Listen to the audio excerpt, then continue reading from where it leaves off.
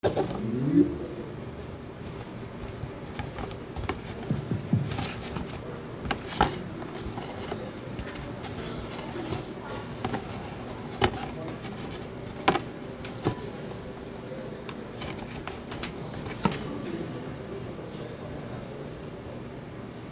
tarde, pessoal. Tudo bem?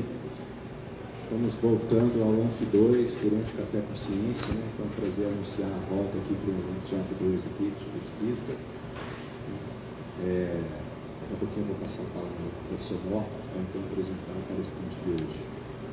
Só lembrando que daqui a 2 semanas a gente tem uma outra palestra do Café com Ciência, aqui também no Anfiteatro 2, vai estar discutindo sobre inteligência artificial, o professor Arlindo, então não percam aí. Próxima palestra também. Então, agora, hoje eu vou passar a primeira palavra para o professor Norton, que então vai introduzir o professor Daniel. Norton, por favor. Obrigado. Bom, o professor Daniel, meu colega lá no Comitê de Integridade Acadêmica, CIA, e para mim é um prazer apresentá-lo. Eu fiz aqui uma colinha aqui. O professor Daniel de Vitor da Silva, ele possui um bacharelado em Ciências Biológicas, na modalidade Ecologia, pela Universidade do Rio de Janeiro, também fez um mestrado em Ecologia, também pela Universidade do Rio de Janeiro, terminou em 2002. Eu terminei meu mestrado em 99, um pouquinho antes, né? Doutorado em Ecologia, Conservação e Manejo da Vida Silvestre, pela Universidade Federal de Minas Gerais. Foi Biodiversity Analyst no Center for Applied Biodiversity Science, CABS, da Conservation International, durante o período de 2005 a 2008. Também foi bolsista de produtividade de pesquisa no período de 2010 a 2022, recente. Atualmente é professor associado aqui no UFG, credenciado no programa de pós-graduação. Como eu disse, ele é membro do Comitê de Integridade Acadêmica aqui do UFG, possui mais de 70 publicações e as citações excedem 2.400. Ele tem 14 orientações de TCC, 27 orientações de mestrado e 5 orientações de doutorado. Tem experiência na área de ecologia e biologia da conservação, com ênfase em extinções, análise de viabilidade de populações, listas vermelhas, prioridades de conservação, biofilia e o papel da zoologia para a conservação da biodiversidade. Bom, é um prazer receber o professor Daniel aqui. Eu pedi para ele falar, pelo menos assim, como diriam os franceses, en passant, sobre o Comitê de Integridade Acadêmica. E eu passo então a palavra para ele. Mais uma vez, obrigado por esse convite.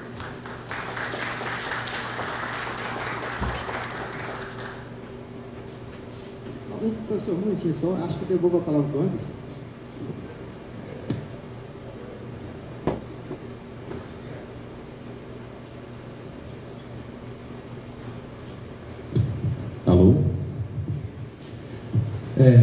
Boa tarde a todo mundo. Primeiro agradecer o convite de estar aqui, né, proferindo essa palestra, estimulado aí pelo Norton, né, comprado pelo Anderson.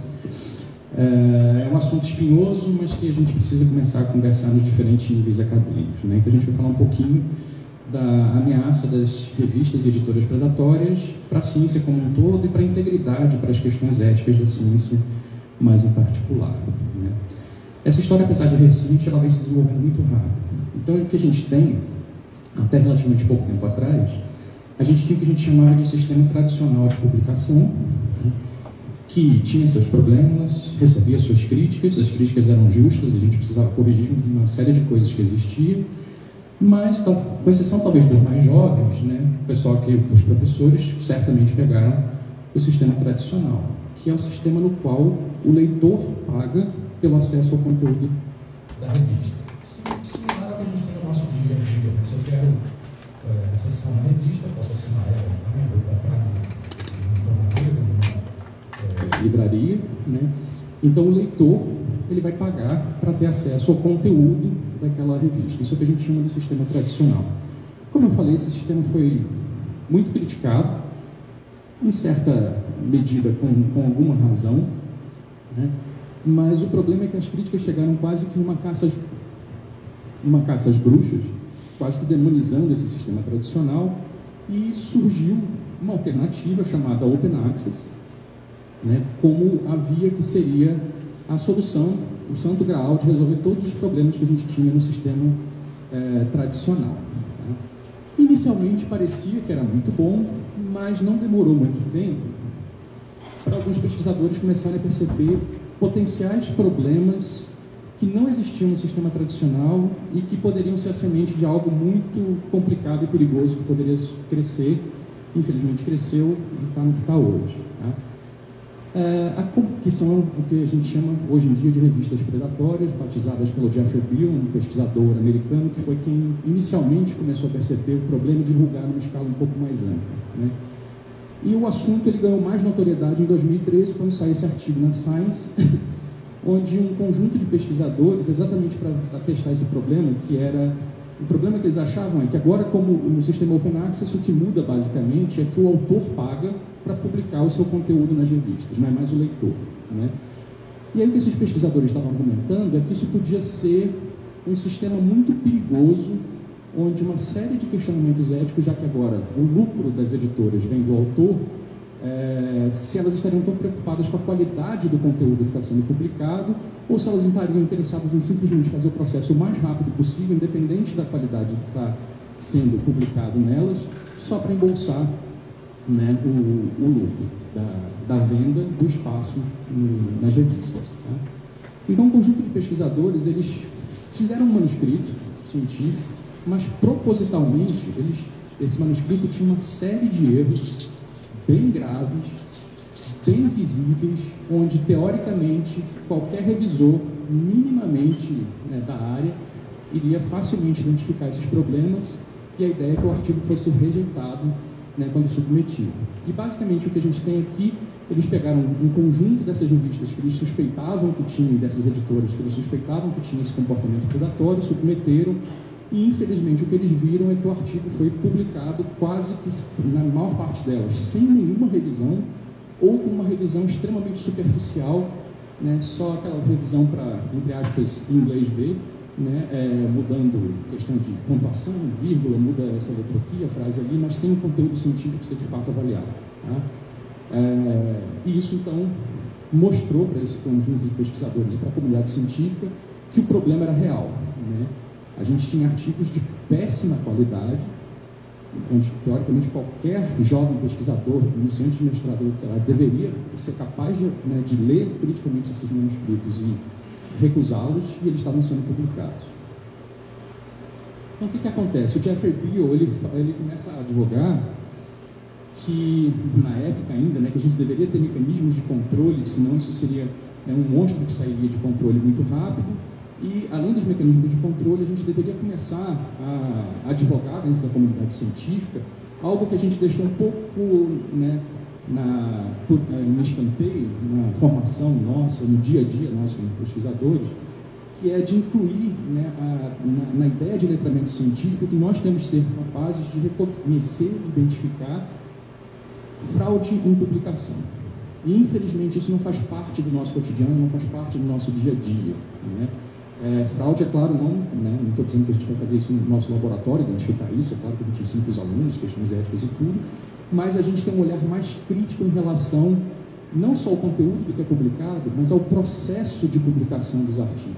Isso, infelizmente, tem que ser uma habilidade que os pesquisadores eles têm que fazer para poder avaliar se aquele veículo, né, que ele está escolhendo para publicar os seus resultados, que muitas vezes demoram muitos anos, é um esforço pessoal, um esforço financeiro, conseguir dinheiro, conseguir equipamento, conseguir aluno, trabalhar tudo, e às vezes a gente pode queimar, né, uma publicação muito boa num veículo muito ruim, pode manchar essa publicação boa. Né? Só para a gente ter uma noção do problema, a gente vê que o problema mais ou menos ele começa a surgir lá em 2020, mais pequenininho. Essa é uma última avaliação aí do IAP em 2018, hoje já deve estar um pouquinho maior. A gente vê que atualmente, né, em 2018, mais ou menos 40% das revistas que existem no mercado são predatórias. Tá? Então, é muita coisa, muita coisa. Né? Se a gente for dar o salto para 2024, não me surpreende nem um pouco para a gente ver o padrão, a tendência aí, que hoje em dia mais ou menos metade das revistas devem ser revistas consideradas com práticas predatórias. A gente tem que apurar, então, aqui a gente está na física, né? Das revistas criadas mais recentemente, a gente vê ali no cinza, ele praticamente está estabilizado. A gente quase não tem revista séria, honesta, sendo criada nos últimos 10, 15 anos. Basicamente, quase tudo que está sendo criado é revista predatória. Tá? Na física, a gente vê que mais ou menos 60% das revistas mais recentes podem ser classificadas como predatórias, tá? Na área de matemática, física e por aí vai. Fazendo uma pesquisa com a comunidade científica, a gente vê que boa parte dessa comunidade, tá, ela já... A gente vê que boa parte da comunidade já reconhece, praticamente no mundo todo, que as revistas predatórias, ou elas já são um problema muito grave agora, ou elas estão se tornando rapidamente um problema muito grave. Tá? Então, isso já é algo que a sociedade científica não é algo que a gente pensa que vai acontecer no futuro, mas é algo que já está como problema para a gente agora, nesse momento. Bom, isso é um pouco da nossa situação. Né? Como que a gente pode começar a criar a habilidade de identificar essas armadilhas? Tá? É claro que na palestra aqui vai ser só bem superficial, depois quem quiser depois eu disponibilizo mais material, mas algumas informações bem básicas que eu acho que no dia a dia já poupa a gente talvez entrar em alguns problemas aí na nossa vida acadêmica e na parte de publicação. Primeira coisa, todos vocês já devem ter recebido, né, os famosos e-mails spam aí solicitando, né? Geralmente esses e-mails têm uma característica de massagear bastante o nosso ego, que geralmente é para de Aquiles dos pesquisadores. Sua pesquisa é muito importante, você é um pesquisador em ascensão, publica para a gente. Se vocês receberem um e-mail desse, é 99% certo que essa revista é predatória. Tá? Se a gente pegar novamente das revistas do sistema tradicional, até pouco tempo atrás, a gente não recebia esse tipo de e-mail. Tá? Rarissimamente, quando tinha um volume especial, mas era uma coisa que você recebia um convite a cada 10 anos da sua vida acadêmica. Era algo muito raro. Né? Se a gente pegar as revistas, já vou dar um spoiler aqui, mas vamos falar só do sistema Open Access. Tem revista séria? Tem. Por exemplo, a PJ e a PLOS são revistas Open Access e que são sérias. Vocês não recebem esse tipo de convite ou, novamente, algo muito extremamente raro de acontecer. Né? Aquelas que você recebe toda semana, a cada 15 dias, a cada um mês, é batata, que elas estão interessadas exatamente nessa entrada de dinheiro. Principalmente quando a gente vê que não tem nenhum tipo de filtro, não recebe só a gente. Se o seu aluno de iniciação botou aqui no Compex, mês seguinte ele está recebendo e-mail para se submeter para essas revistas. A gente não tem nenhum tipo de filtro, qualquer pessoa. Né? Alguns exemplos aqui, né? Eu recebi novamente na caixa de e-mail, bastante comum. Uma outra característica dessas revistas é que elas basicamente têm um volume desproporcional no conteúdo de volumes especiais. Tá? Muito mais do que as revistas honestas, sejam elas do sistema tradicional, sejam elas Open Access séries. Isso aqui é um convite para eu participar disso, né, de organizar um volume. Vocês vejam aqui o seguinte, quais são os problemas disso? Eu tenho aqui em cinza, por exemplo, a PLOS, que é um sistema Open Access considerado honesto. A estrutura da revista, a quantidade de editores que ela tem, espaço físico, espaço de armazenamento na internet, enfim. Vocês reparem que, passa ano a ano, ela atingiu mais ou menos o que aquela estrutura dá de limite para ela processar, e eu basicamente tenho uma estabilidade no volume de artigos publicados ano a ano. A revista já atingiu o seu nível de estabilidade. Tá? O que acontece com as editoras predatórias? Se vocês olharem aqui, por exemplo, a barra laranja, que são a MDPI. Tá? Só esse cinzinho aqui é o que é submissão espontânea. Eu escolhi aquela revista e eu estou mandando para ela. Tá? Reparem que esse número ele não muda muito também de ano para ano. Mas basicamente são esses esquemas de volumes organizados por convite, como aquele e-mail que eu recebi anterior. Daniel, você quer convidar aqui? Você vai ser o editor desse volume, você convida o Norton, o Andres, vocês aqui da sala, e a gente organiza um volume especial. Tá? Qual é o problema disso? A gente vive no Brasil, gente, e muitas vezes isso me surpreende como a gente é capaz de desligar, principalmente nós, cientistas, pesquisadores, que teoricamente temos um olhar um pouco mais crítico em relação às informações e coisas que chegam para a gente, A gente vive num país onde tem vários tipos de golpes. Um dos golpes econômicos mais tradicionais que tem é o famoso esquema de pirâmide. Todo mundo já deve ter recebido algum convite para se junte na Herbalife, venha para o Inode ou coisas parecidas disso, e a gente sabe que é furado, né? Se vocês olharem esse tipo de comportamento, é esquema de pirâmide. O esquema dessas editoras é um esquema de pirâmide, clássico, tradicional, Ponzi scheme, e a gente não se toca disso. Tá? Bom, é claro que tem muito mais, de repente na conversa depois a gente explora mais. Tá? Outro local de informações que vocês podem ver, então se vocês recebem um e-mail, analisem com muita criteriosidade o conteúdo daquele e-mail, faz uma autocrítica, será que eu estou no ponto da carreira onde realmente aquele e-mail eu sou tão bom assim, a minha pesquisa está tão de ponta assim, a gente às vezes se auto-engana um pouco, que facilita cair nesses golpes. Né? O segundo conjunto de informações é no site. Eu vou imaginar que o e-mail te convenceu, você vai entrar no site da editora. Nesse site também a gente pode ter uma série de dicas se eu estou numa editora séria ou se eu estou numa editora com comportamento ético questionável. Uma delas é olhar o corpo editorial. Né? E o corpo editorial, infelizmente, é aquilo que eu falo, gasta tempo. A gente não pode mais ser simplesmente passivo nesse processo. A gente tem que ser ativo e participar desse processo. Tem o nome das pessoas, muitas dessas editoras fazem o que a gente chama de sequestro de pesquisadores. Ela coloca o nome de um pesquisador de renome sem ele nem saber que está lá. Tá? Muitas vezes, eu nem sei que meu nome está lá na revista e está lá marcado como editor. Geralmente são nomes mais proeminentes na área para dar um verniz de credibilidade. Tá? Ou coisas sérias. Será que todo mundo que está listado lá são pesquisadores que existem de fato? Essa revista aqui tinha um cachorro. Tá? Um pesquisador recebia esses convites, inclusive para ser do corpo editorial, que também é algo bem, né, suspeito de acontecer. Ele encheu a paciência, de aceitar o convite, ele sempre dizia não manda mais. Ele simplesmente pegou o cachorro dele, fez um currículo, tá? Não botei aqui por tempo, mas tem um currículo de cachorro que é hilário, tá? E mandou. E o cachorro foi aceito como editor de uma revista. E esse cachorro revisou o artigo para a revista.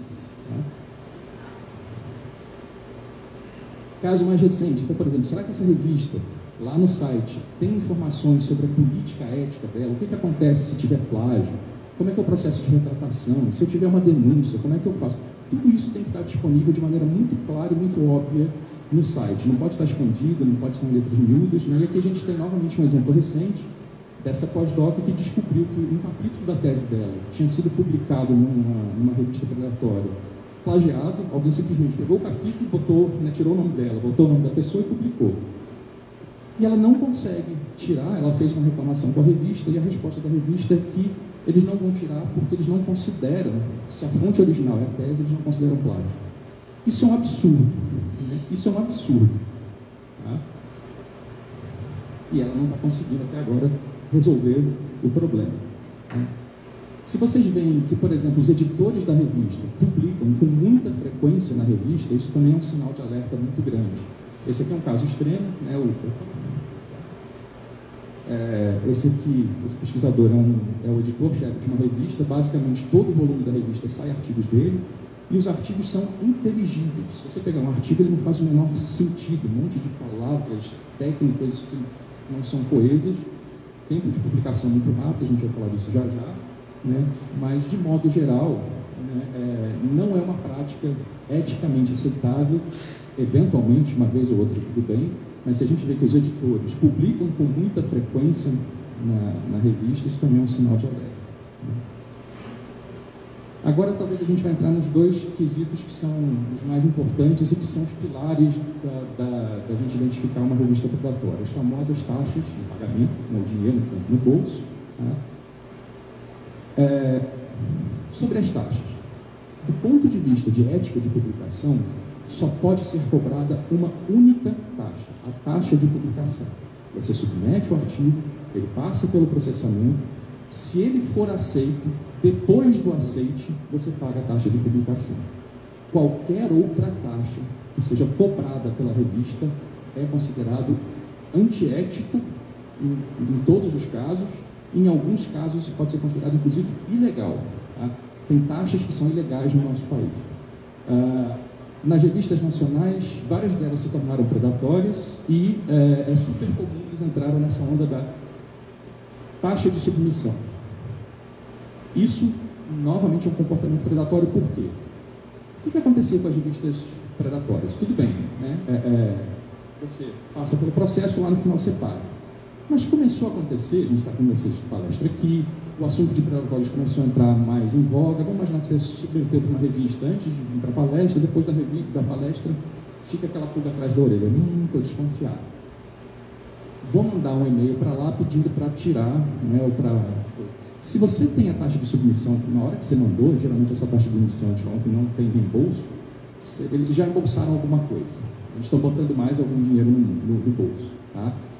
Então, se vocês olharem qualquer solicitação de pagamento que não seja a taxa de publicação, a revista é predatória. Isso não pode acontecer em hipótese alguma.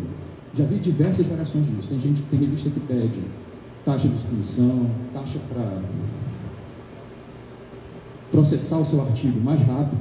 Você está com pressa, está chegando lá perto daquele edital, né, do edital do CNPq, para conseguir a bolsa, está chegando a seleção de mestrado, a revista, se você pagar R$200 aqui, a revista passa o seu artigo na frente da fila.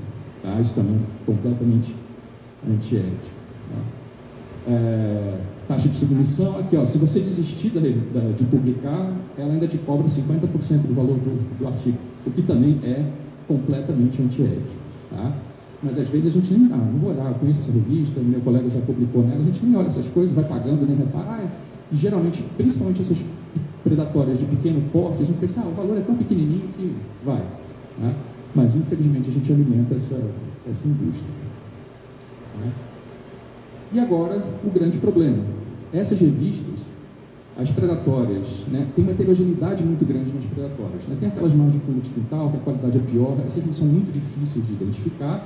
Geralmente essas nem peer review tem. Tá?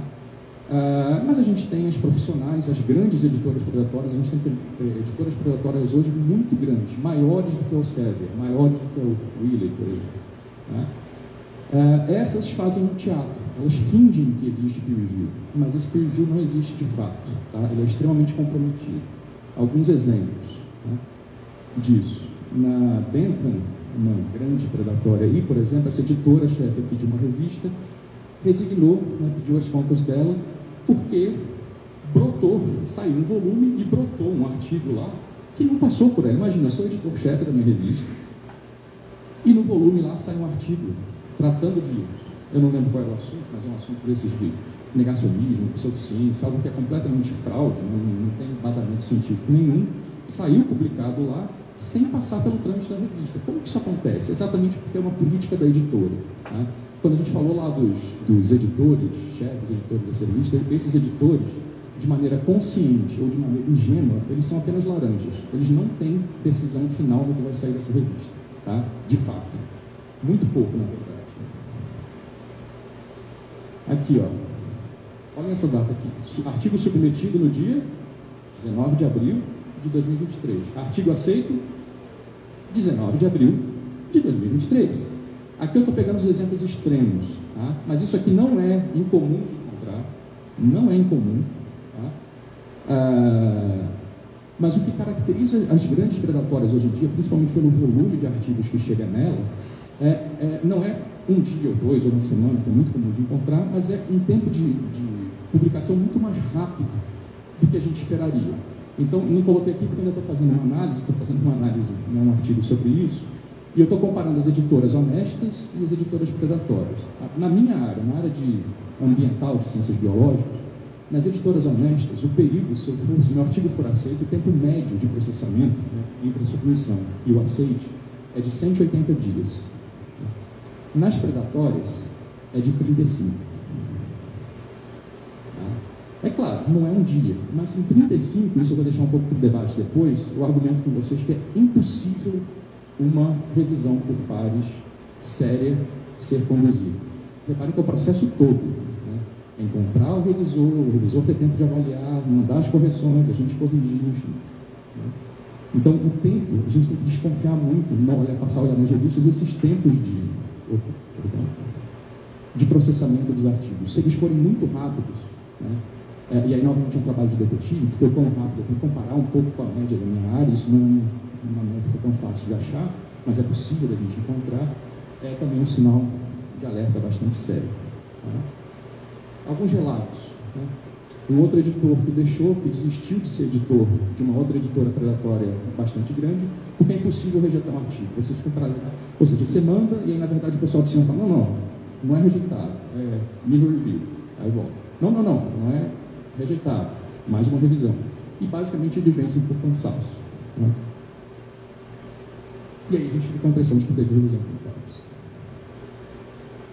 A gente tem algumas consequências já aparecendo desse processo. Né? Então, por exemplo, um ano atrás, mais ou menos, né, percebeu-se problemas muito graves no processo de revisão dos artigos, tá? Em revistas da MDPI. Todos eles tinham o que a gente chamava de citação coercitiva, ou seja, vinha na revisão um pedido, entre aspas, mas na verdade era uma obrigação assim, se você quer que o artigo seja aceito, você tem que citar esse trabalho. E geralmente os trabalhos eram de um pesquisador do grupinho lá e da própria revista para inflar os números de fator de impacto e tudo isso da revista. Não, por surpresa, né, uma avaliação externa fez com que 1.200 artigos, por exemplo, da Hindawi fossem retratados no ano passado, né, por comprometimento do processo de revisão por pares, e várias revistas, né, agora já foram mais, então sei que na época eram 20, hoje em dia acho que estão na casa de 40, da Hindawi e mais recentemente da MDPI, elas perderam o fator de impacto por questões de má prática, né, questões antiéticas no processo de revisão por pares. Alguns deles eu vou voltar lá para frente, não é só uma revisão mal feita ou fingir que teve ou não teve. A gente tem, infelizmente, as editoras predatórias, elas abriram uma avenida de más práticas na nossa relação de publicação científica. Né? E outra coisa que é muito mais comum, é claro, né, nenhum processo que a gente tenha no mundo, seja para o que for, ele é perfeito.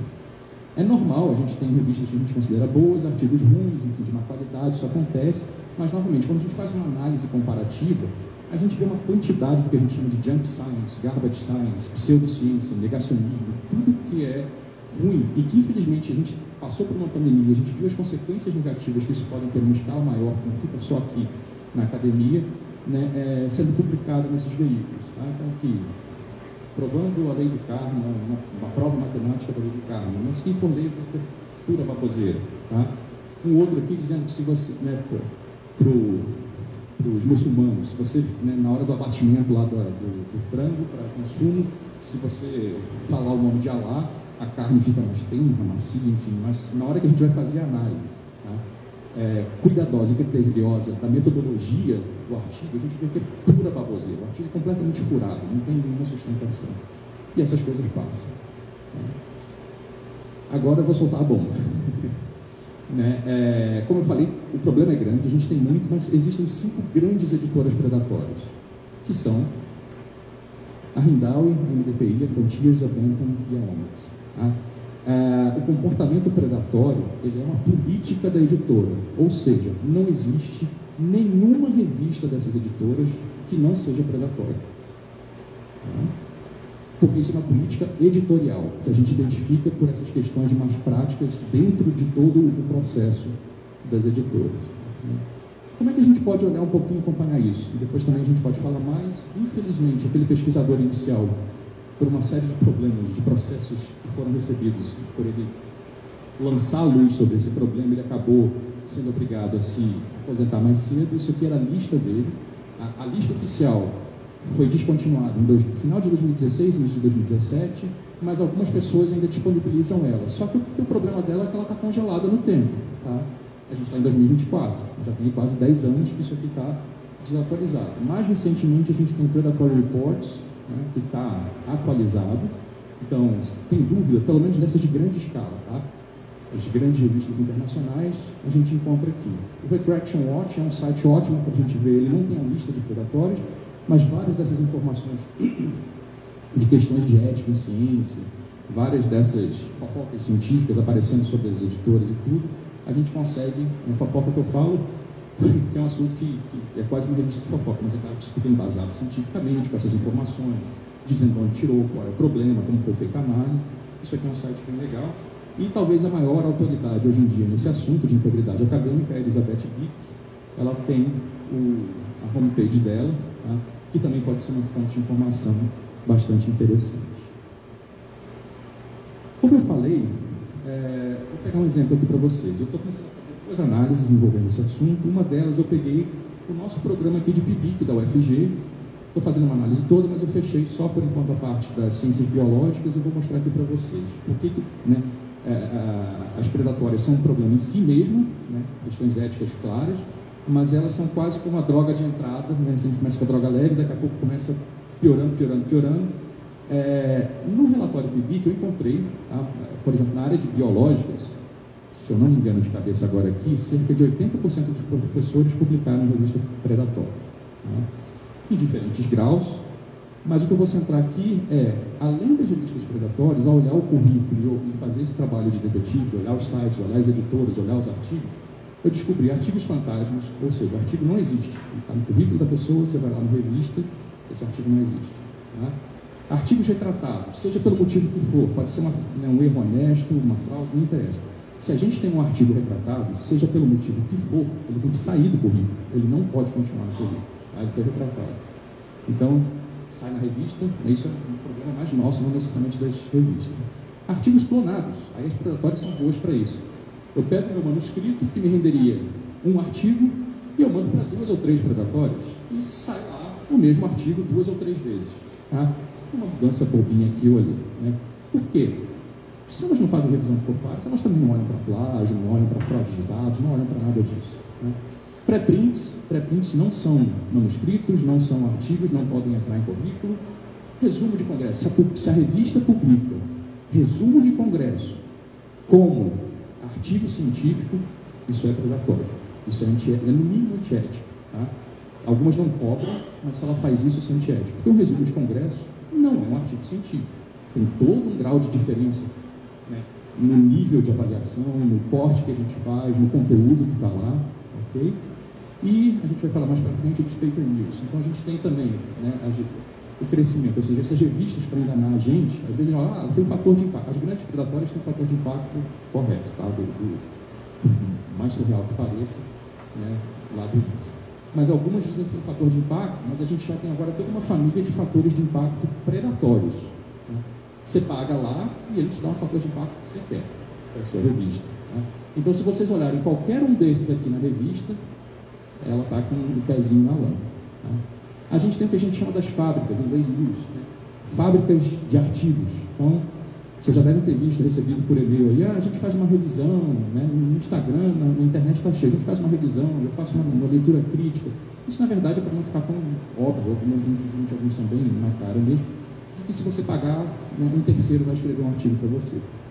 Hoje em dia, com o advento da inteligência artificial, essa pessoa talvez nem escreva, só bote lá, né, num software de inteligência artificial e sai. E hoje em dia, se a gente quiser, e aí normalmente por que as predatórias são um problema, elas não têm esse tipo de filtro.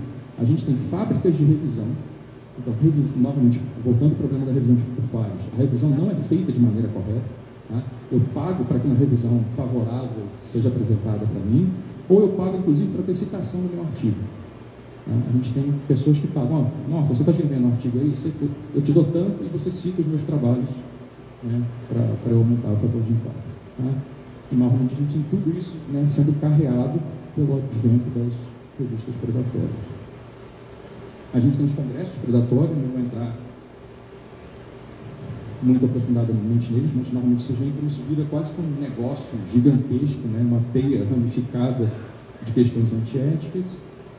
E como que a sociedade científica tem tentado combater ou avaliar isso? Como eu falei no começo, a sociedade já está se percebendo que isso é um problema muito grave. Então, algumas iniciativas ainda relativamente pontuais, eu não vi nada em grande escala, mas a gente começa a encontrar algumas. Isso aqui é como se fosse a CAPES da Finlândia. Tá? Como a gente tem os nossos A1, A2, eles têm um sistema lá que varia de 0 a 3, e vocês olham aqui o seguinte, as revistas predatórias aqui, Frontiers, MDT e Rindauer, no 0, não tem nenhuma da Elsevier, não tem nenhuma da Springer, só revista de editora predatória. No nível 1, esses dois níveis mais baixos aqui, esse aqui não recebe nada do governo, esse aqui não é recomendado, não recebe nada do governo, mas pontua nas avaliações. Tá? A gente vê que tem das duas, e nos níveis melhores, basicamente o que a gente tem são só as editoras honestas, a gente não tem revista das predatórias. Tá? Na França, iniciativas similares, tá? Também mais de 3 mil revistas, basicamente dessas grandes editoras predatórias, sendo tiradas, ou seja, né, nos relatórios CAPES, nas avaliações de programas de pós-graduação, nos editais que aconteceram lá, né, se tiver isso no currículo do pesquisador, isso não conta. Tá? Coisas mais locais, então a gente tem várias universidades em diferentes locais do mundo também, por exemplo, os nossos processos aqui de progressão, Bolsa PIBIC, progressos internos, avaliação de pós-graduação, enfim, né, várias universidades já estão fazendo, não levando em consideração essas revistas. Tá? Isso começa a ficar cada vez mais preponderante na comunidade, porque é um problema grave. Tá? E a gente tem aqui alguns exemplos internos. Então, por exemplo, lá do ICB, né, a gente tem aqui o nosso processo seletivo para mestrado e doutorado. Já no edital, a gente coloca que não considera, ou seja, se o candidato tiver revista, artigo dessas revistas, isso não pontua para ele. Tá? O nosso concurso, a gente está com um concurso de professor agora, isso também está no nosso concurso, ou seja, nossos futuros colegas, a gente já está dando sinalização para eles de que, né, o currículo deles, se eles passarem para a última fase, o currículo vai ser avaliado. Se essas revistas estiverem no currículo, elas não entram na pontuação, elas são desconsideradas. Né? E uma frase bem interessante do Beal, se não me engano, né, uma das críticas muito grandes do Open Access, né, que normalmente aquilo que eu falei lá no comecinho, se o leitor não está pagando, o editor ele tem menos incentivo para se preocupar com a qualidade do conteúdo. Né?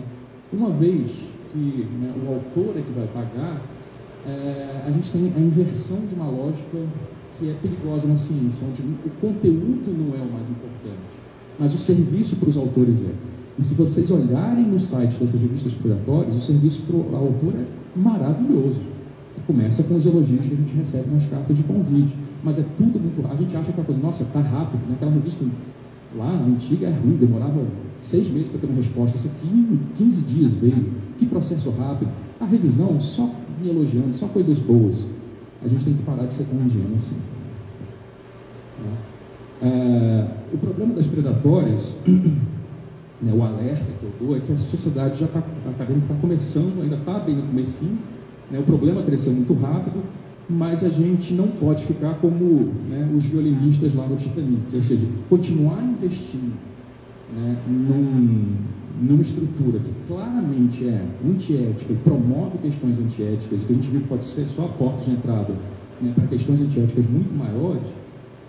Pode ser um grande Titanic do ponto de vista individual, institucional, ou seja, eu posso, às vezes, a gente demora tanto tempo, né, na nossa carreira, para, de repente, ter uma certa reputação, ter um nome, porque assim, não, o Daniel é um pesquisador sério, as coisas que ele publica, né, são legais, a gente sabe que tem uma seriedade, tem um rigor por trás. É claro que o que eu chamo de erro honesto, todo mundo está passível de cometer, isso faz parte do processo, na verdade a ciência se faz assim, né?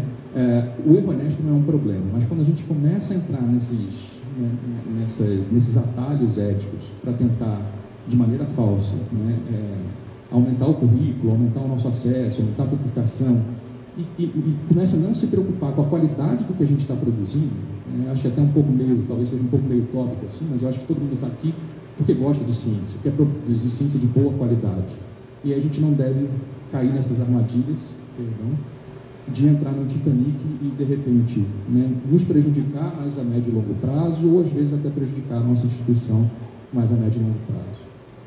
Minhas recomendações para que vocês não sejam presas dessas editoras predatórias. Né? Se recebe um convite, se está desconfiado, se já tem certeza que aquela revista é predatória, não tenha nenhum tipo de participação com essas editoras. Algumas são mais fáceis, ou seja, né, obviamente, não se submeter a publicar, não aceitar ser editor, porque na verdade é o que elas querem, é o seu nome e nada mais. Você vai ter muito pouca voz ativa na decisão final do que sai naquela revista ou não. Não aceite convite para revisar, principalmente as grandes, eu falei, elas fazem um teatro, então você às vezes até recebe convite. Tá? Tem colegas que receberam convite, rejeitaram o artigo, e o artigo, ele não recebeu nenhuma resposta, o artigo foi publicado depois. Apareceu o artigo publicado. Era só para dizer que teve o nome dele lá naquela lista de final de ano, agradecemos os revisores, aparece o nome dele lá, né? Mas a decisão final não teve nenhuma influência dele. Não cite, estou escrevendo um artigo, estou escrevendo minha pesquisa. Por quê? A gente, infelizmente, é claro que talvez tenha muitas pessoas ingênuas que caíram nessa e publicaram artigos que elas fizeram honestamente, mas como a gente não tem nenhuma confiança no processo de revisão, eu não consigo saber se tem erro honesto, se tem fraude, que tipo de problema pode ter no conteúdo dessas revistas, tá? Coisas muito mais graves. Então, e uma maneira, inclusive, que a gente tem de tentar coibir o crescimento disso é exatamente não citar. Aí diminui o fator de impacto, diminui a procura, que é uma moeda importante que elas usam. E mais importante, vou fazer uma análise, estou prospectando a literatura para pegar dados que eu vou incluir na minha tese. Se a gente não confia, você não pode confiar nos dados incluídos, né? Então, a minha recomendação seria realmente não ter nenhum tipo de contato para a gente não correr risco de se sujar nesse processo. Agradeço a paciência de vocês, espero ter ficado no tempo, e aí a gente abre aí para perguntas, questões, comentários. Eu tentei fazer uma abordagem um pouco mais inicial, uma abordagem, na verdade, bem superficial, mas a gente pode ir nas perguntas, ou depois eu me disponho para ceder mais material se alguém estiver interessado também. Obrigado.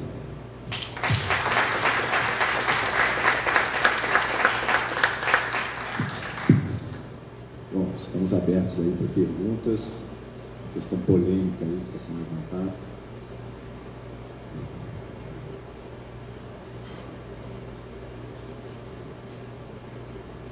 Boa tarde, professor. Obrigado pela excelente palestra. Queria fazer uma pergunta que acaba acontecendo no Brasil.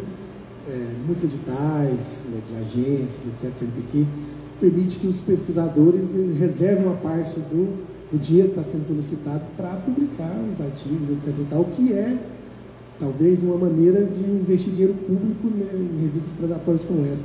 Existe alguma preocupação nesse sentido, alguma iniciativa para tentar coibir que esse tipo de prática seja feita, ou seja, dinheiro público usado diretamente para revistas predatórias?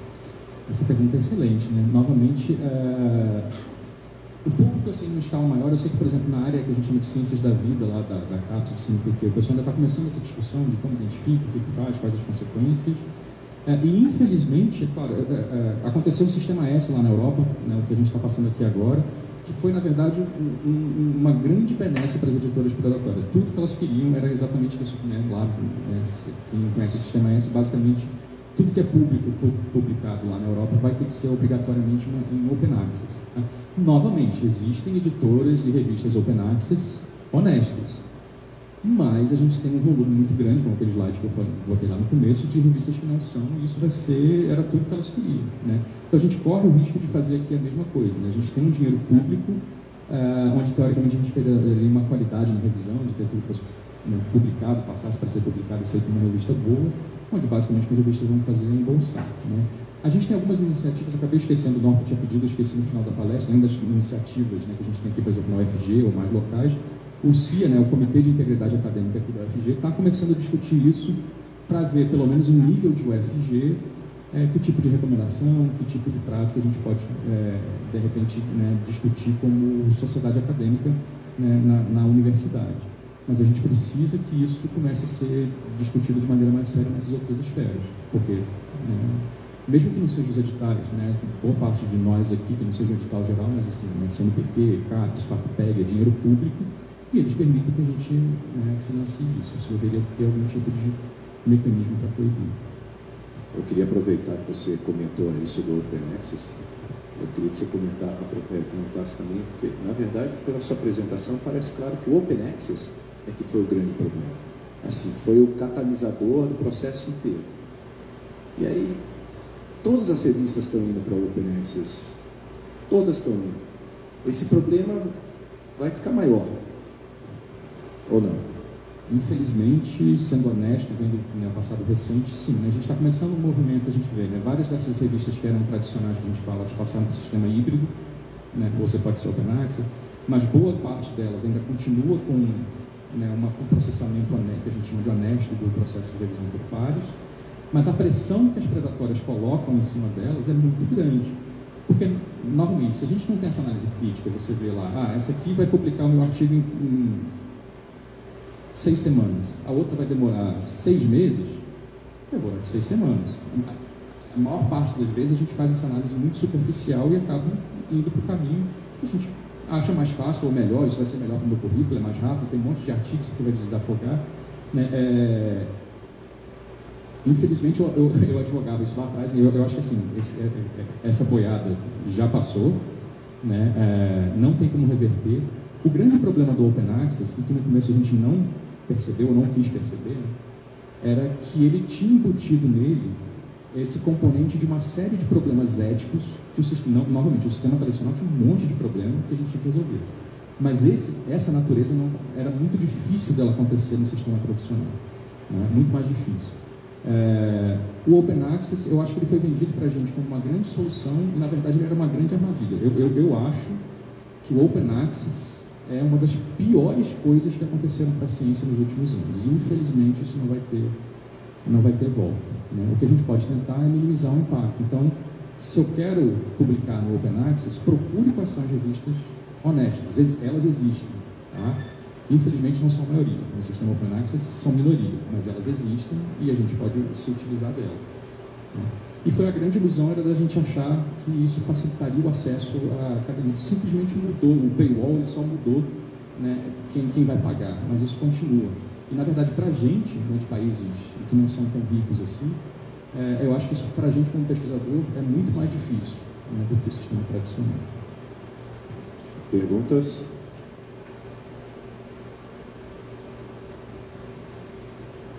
Bom, a minha pergunta, acho que já até conversamos sobre isso, falando da sua experiência, mas eu acho que o pessoal pode ser muito interessante.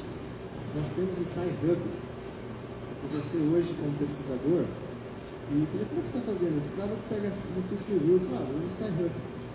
Todo mundo usa o SciHub. Vocês conhecem o SciHub? Todo mundo conhece, todo mundo usa. O que você tem para dizer sobre o SciHub?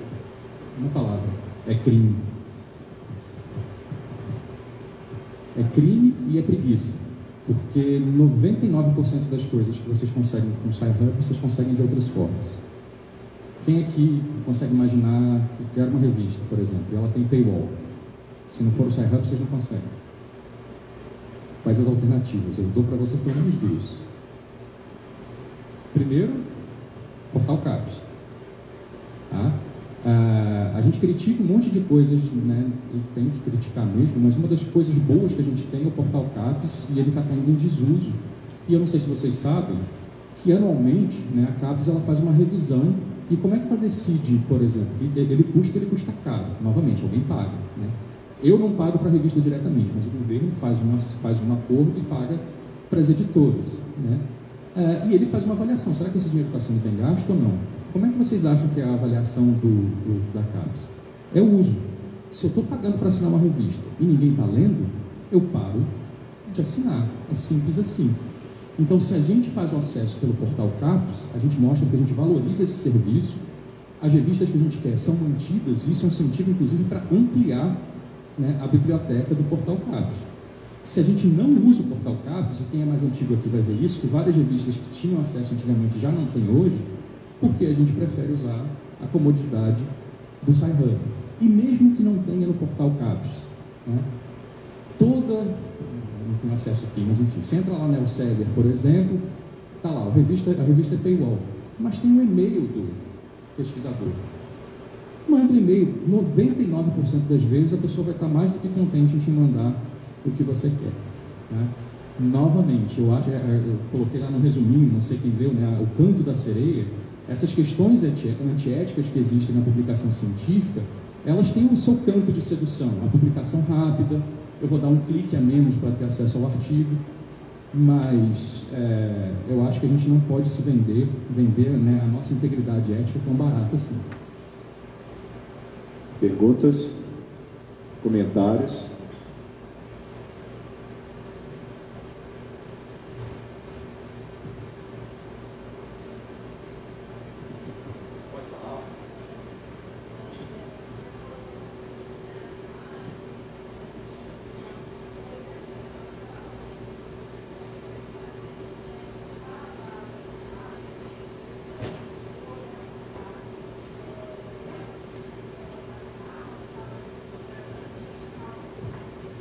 Infelizmente, né, as poucas listas que eu coloquei aqui, elas ainda são voltadas mais para as publicações internacionais, tá?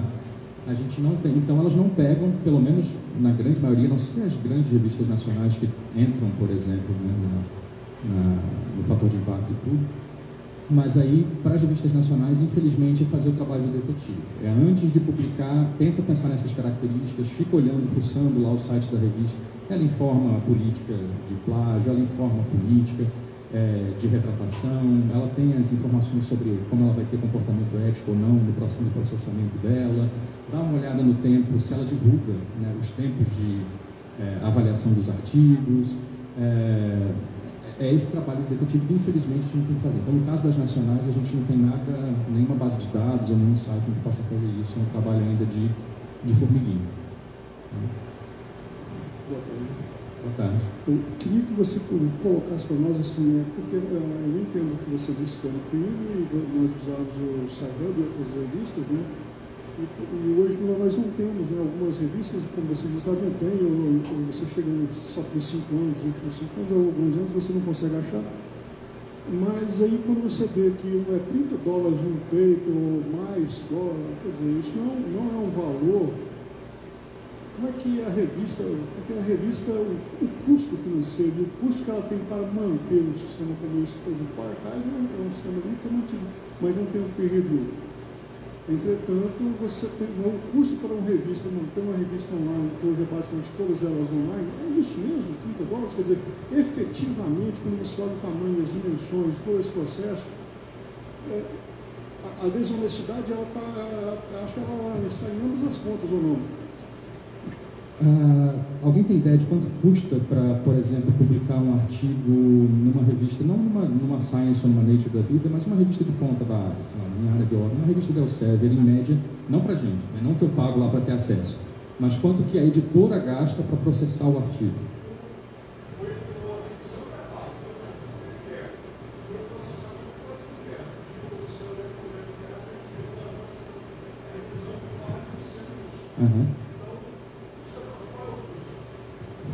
Primeiro eu vou falar o custo, depois eu te digo um pouco dessa noção. Tá?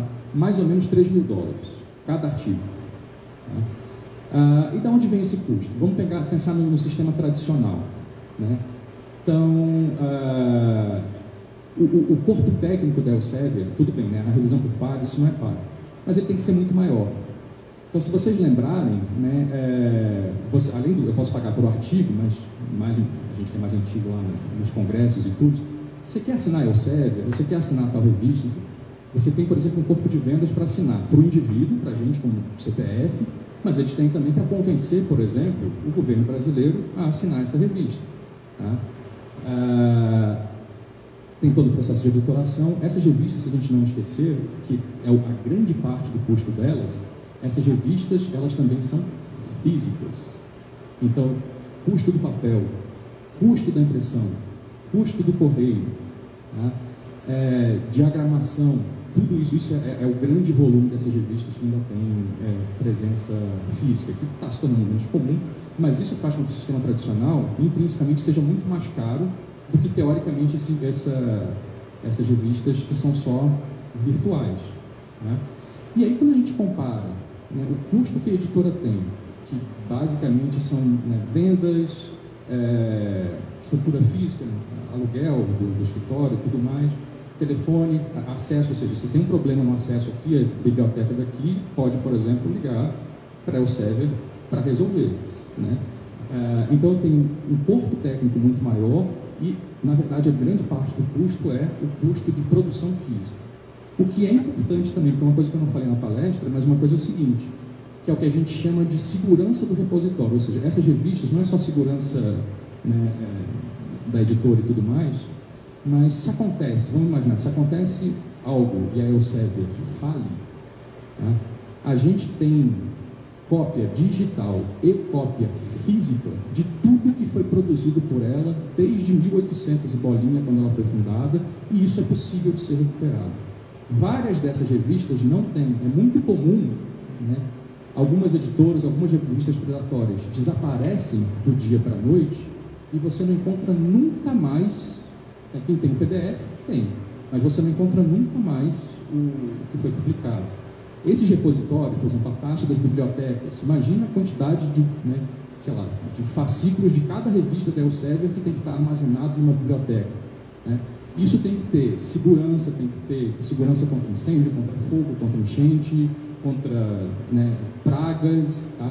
Repositório digital, não sei, não faço ideia de quanto seja, né, a biblioteca digital, mas tudo isso ter uma biblioteca digital, offline, segura para se acontecer alguma coisa com a editora. Então a gente tem uma série de gastos, concordo com você, que eles estavam ficando gananciosos demais, os preços estavam ficando altos demais. Mas olha os preços para publicar na MDPI. A gente hoje quer publicar na MDPI é $2.000, $3.000 para publicar a nossa publicação, o meu artigo, por exemplo, um artigo. Então, na hora que a gente vê isso, e essas revistas, como elas não têm tanto corpo técnico, não tem repositório físico, não tem a revista física para imprimir, não gasta correio para enviar para um lugar ou para o outro, a margem de lucro dela é muito maior, né? Hoje em dia, em termos de lucro, tá, as duas grandes lá, a Rindal e a MDPI, elas são maiores do que a Elsevier, em termos de lucro de dinheiro anual, né? O custo, sim, não era barato, mas elas estavam ficando gananciosas, talvez não precise ser 30. Agora, o que a gente tem que lembrar também é o seguinte, qual é o problema do sistema tradicional, né? Se a gente for pegar, o que acontece? O leitor, ele é quem está pagando, tá? Mas a revista só vai lucrar pela leitura. A maior parte dos artigos, isso é um padrão na ciência há de sempre, né? A maior parte dos artigos publicados tem pouquíssima leitura. Poucos artigos são muito lidos. Então, o que ela publica nos volumes, na verdade, é um conjunto pequeno de artigos que, de fato, vai trazer dinheiro de maneira significativa para a editora. Tá? A maior parte dos artigos, inclusive os que são publicados, eles não vão trazer dinheiro para a editora porque eles não são lidos. Eu não vou pagar para ler aquele artigo, tem muito pouco interesse e movimenta muito pouco dinheiro, né? Ao ponto que no sistema Open Access, não, né? Você não interessa. O dinheiro não vem da leitura, da quantidade de pessoas que vai se interessar por ler aquele fascículo ou aquele artigo, mas sim, o dinheiro já foi garantido, né, no início do processo, né? E a gente tem essas duas. Novamente, o sistema tradicional tinha uma série de equívocos e problemas que precisavam ser resolvidos. Talvez a ganância dos editores tenha ficado grande, mas eu ainda acho, é uma opinião pessoal minha, que aquele mundo a gente era feliz e não sabia, né? Tinha que corrigir umas coisas lá, mas era mais fácil corrigir aqueles problemas do que corrigir os que estão aparecendo agora. Boa tarde, senhor. Parabéns pela palestra. O senhor comentou muito durante a palestra sobre problemas de ética, que não é ético, que não é... Sempre usando essa palavra ética, mas o que eu queria saber é se tem alguma coisa no sentido da legalidade mesmo, que as pessoas têm pensado, ou alguma coisa nesse sentido para poder evitar esse tipo de coisa, ou se é só a questão da ética mesmo. O problema da legalidade é que você varia, a legislação, as leis variam de país para país. Tá? Mas vamos pegar um pouco da nossa realidade, por exemplo. Tá? Algumas revistas, não sei se vocês já viram isso, né, nacionais, elas falam o seguinte: ó, você vai submeter aqui, você paga a taxa de submissão e tem que pagar a taxa, por exemplo, que eles falam do inglês ou do português, uma revisão textual, e ele fala, tem que ser nessas pessoas, tem que ser com essas empresas ou essas pessoas aqui. Pelo nosso Código do Consumidor, isso é venda casada, isso não pode acontecer. Tá? Então, ela até pode exigir que você tenha uma revisão, por exemplo, do texto, mas ela não pode te dizer que tem que ser com aquela pessoa, você faz com quem você quiser. Tá?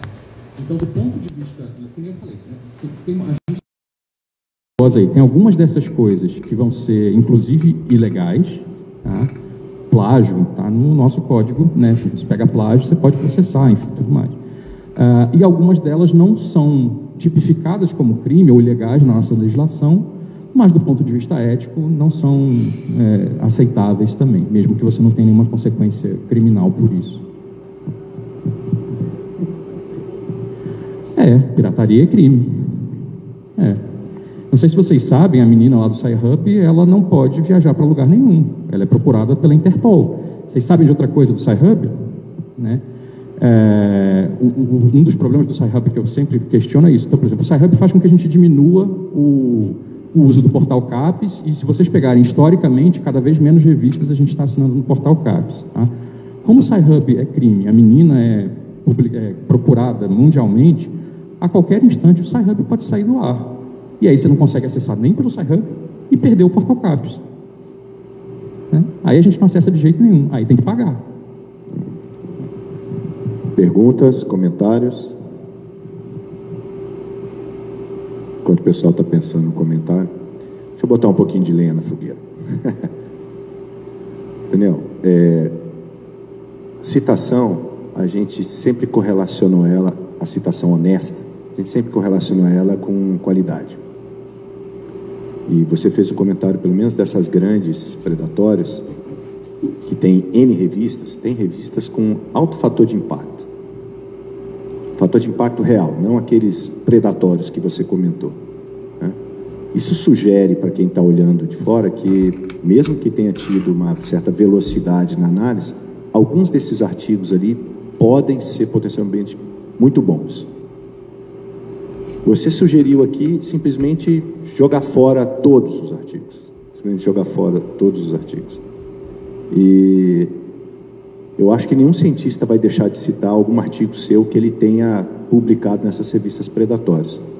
Então, está acontecendo um movimento internacional levantado para isso, e essas predatórias que são consideradas predatórias hoje, será que amanhã vão continuar sendo consideradas predatórias? Eu me lembro de uma discussão que eu tive recentemente com um pesquisador internacional, e ele comentou para mim que nos Estados Unidos o pessoal está muito alerta com isso. Você até mostrou um gráfico mostrando esse alerta, mas que há um movimento lá dentro, de algumas instituições muito sérias, de que eles identificam que existem dentro dessas editoras algumas revistas que funcionam adequadamente, de maneira honesta, que eles acham que naturalmente elas pudessem sair da própria editora e nascer como uma revista própria. O que você acha dessas questões que eu estou levantando? E não sei se eu fui claro aí, não. Eu acho que, como a gente falou no começo, né, as predatórias, elas são um assunto espinhoso porque elas botam a gente numa sinuca de bico ética. Tá? Não elas que são o problema, a gente, a comunidade científica, né, os pesquisadores honestos. Tá? Eu nunca vi, eu estou mexendo com isso já tem uns 13 anos, mais ou menos. Né? Nunca vi uma revista predatória deixar de ser. O inverso eu já vi acontecer, a revista honesta passar a ser predatória. Só vi as predatórias se tornarem cada vez mais eficientes, né, no seu comportamento predatório. Né? Volta e meia as pessoas dizem, mas tem uma revista ali dentro que é. Não é. Porque se a política central da editora é uma política da editora, se você tiver algum movimento dentro de uma dessas revistas para sair do que essa política, eles vão. A gente viu ali, tem gente resignando porque o editor-chefe apareceu um artigo aqui que não passou por mim. Como assim? Né? Tem coisa, gente, por exemplo, tá? Um caso. Né? O autor submeteu, passou pelo processo de avaliação, não sei o que, recebeu a prova final, ok. Beleza, publicou o manuscrito, né? Foi publicado na revista. Tá? Ele tinha guardado o PDF dele, que a revista dá. Por curiosidade, não sei porquê, esse pesquisador entrou no site da revista e baixou o PDF e foi comparar. E ele viu que lá, não no texto, mas na literatura citada, apareceram vários artigos da revista que ele não tinha colocado e que não tinha na prova final. Ou seja, depois da prova final, que ele não viu mais assim, isso aqui é o final, isso aqui é o que vai ser na revista, quando entrou de novo no processo editorial, eles colocaram lá um monte de artigo da revista para inflar o fator de impacto da revista. Essa é uma questão altamente relevante. Exatamente. Mas isso é identificável, né? Isso é identificável, e eu me lembro do pessoal ter diminuído o fator de impacto ou negado o fator de impacto para determinadas revistas. Isso o Impact Factor, eu acho que observa isso, né? Porque tem uma sinalização clara em todas as revistas, ditas predatórias ou não, comportamentos não éticos relacionados a isso, não é verdade? Mas, novamente, questões antiéticas, a gente vai ver artigo retratado, ou fraude, por exemplo, na Science ou na Nature. Tá? O que a gente tem que ver é a frequência com que isso aparece e a frequência com que aquela editora é citada. Né? Eu que acompanho isso, de vez em quando a gente vê, saiu um artigo, né, com fraude, erro honesto não leva em consideração, faz parte do processo. Né? Ou fraude, ou coisa mais séria assim. De vez em quando, sei lá, uma vez a cada 2, 3, 6 meses aparece um na Elsevier, um na Nature, um aqui ou ali. Geralmente isso, né, chama atenção que são revistas boas. Essas aqui é todo dia. É todo dia, né? E aí você começa a ver, novamente, né, isso espalhado dentro assim, mas não é uma revista dentro da editora, você vê isso, né, praticamente no leque todo, né? Então, infelizmente, isso que eu falei da sinuca de bico, eu acho que a gente está num momento onde, se a gente relaxar um pouquinho, e é claro, né, eu sei que é duro de repente, putz, eu, né, ingenuamente, não sabia, não sei o que, publiquei uma lá, putz, não vou citar o meu trabalho. A citação é o que essas revistas querem, porque isso aumenta o fator de impacto. Novamente, o fator de impacto a gente usa ele de maneira equivocada. O fator de impacto não mede qualidade de revista. O fator de impacto é outra coisa, mas a gente usa isso de maneira equivocada como sinônimo de qualidade, e isso incentiva a gente, né, o fator de impacto alto chama atenção para você ter mais submissão, que é onde elas vão colocar, né? Eu acho que a gente tem que começar, né, nessa sinuca de bico. Acho que a gente está numa situação onde a gente não existe mais saída limpa do problema. Em diferentes graus, nós como indivíduos, instituições, governos, vão ter que de vez em quando cortar na carne, se está disposto. A grande questão é, a gente acha que isso é um problema, se não acha que não, beleza, aí toca a vida como acha que é. Se a gente acha que isso é um problema, a gente vai ser forçado a tomar algumas atitudes que talvez num curto prazo ou de maneira inicial sejam até talvez um pouco prejudiciais para mim como pesquisador ou para o meu instituto, mas que a longo prazo a gente talvez tente colocar as coisas nos eixos, né? É um debate que a gente tem que fazer honesto, é um debate duro, mas é um debate que a gente tem que fazer. Legal, Daniel. Daniel, infelizmente a gente já passou das 2 horas, eu tento sempre colocar isso exatamente para as 2 horas, então nós vamos ter uma outra reunião aqui também daqui a pouquinho, então eu gostaria de agradecer aí a sua vinda aí para falar dessa questão extremamente importante para todos nós, ficarmos atentos. Sim. Né? Agradeço novamente o convite, né? É um assunto espinhoso, mas que rende, o debate ele é necessário, espero que, né, vocês tenham um debate dentro do Instituto, assim como a gente teve no nosso, e eu me coloco à disposição, vou botar o Norton aí na fila, se alguém quiser informação adicional, material, alguma coisa extra, né? A palestra foi mais um superficial, mas para chamar atenção, para estimular vocês a ficarem atentos ao problema, eu me coloco à disposição de disponibilizar o que eu tenho, enfim, ou conversar de outras formas. Fiquem à vontade. Obrigado mais uma vez. Obrigado novamente, professor Daniel. Só lembrando a todos que daqui a